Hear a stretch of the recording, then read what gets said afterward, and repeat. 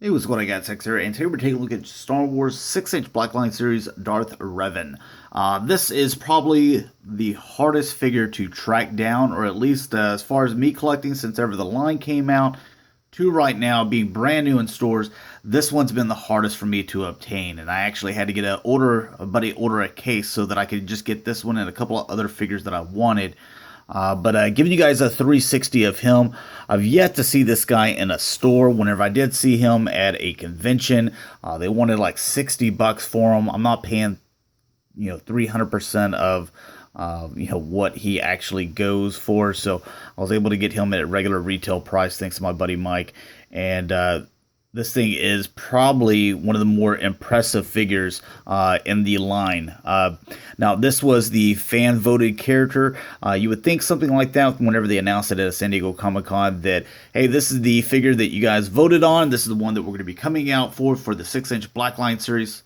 You'd think that it would get like mass produced. Like we would have plenty of these because this is the one that fans said out of all the characters, this is the one that we want the most that you haven't done yet, and it is the most limited one. So very hard to attain, but if you do finally get it, it is really worth it.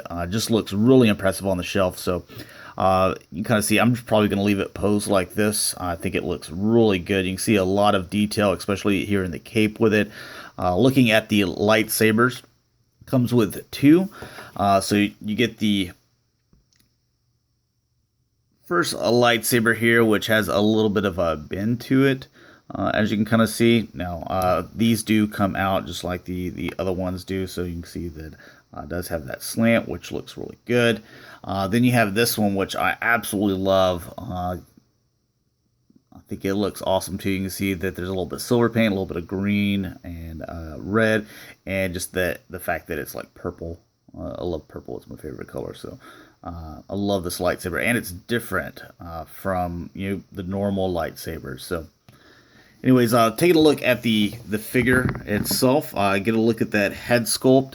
Now, this little hood thing right here, this is all like molded, and you can see that it kind of plugs into the chest here. So it's not going to move, but the head itself does move in here. So you can get it, looking up, down, and kind of side just by kind of moving your thumb over the face. But you can see that there's some nice paint detail just there on the face. You can see the black, and then the like the silver, red, and then some like or some gray and then some silver kind of scuffs on there.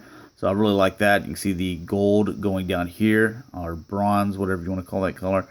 And then some more gold with the loops going around, and then you can also see the same color that matches up here.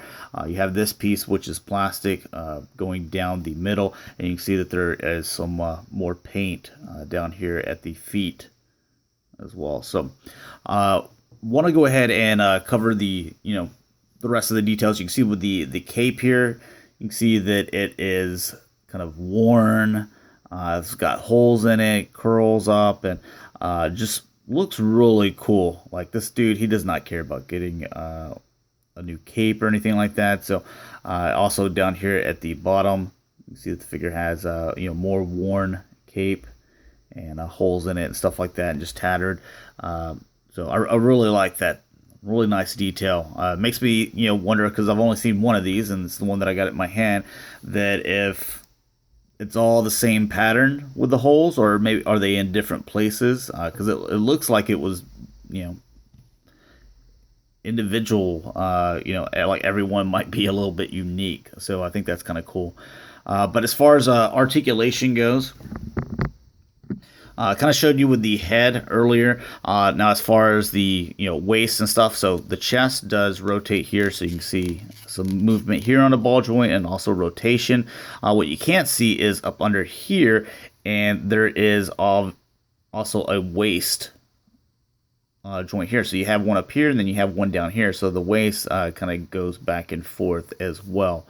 If you pull up the legs here, you can see that they go back and forth, and they also have the thigh cut just like all the other 6-inch figures. You have the double jointed knees just like all the other figures, and then the feet go back and forth and rotate right there as well. So As far as the arms, pretty standard with like all the rest of them.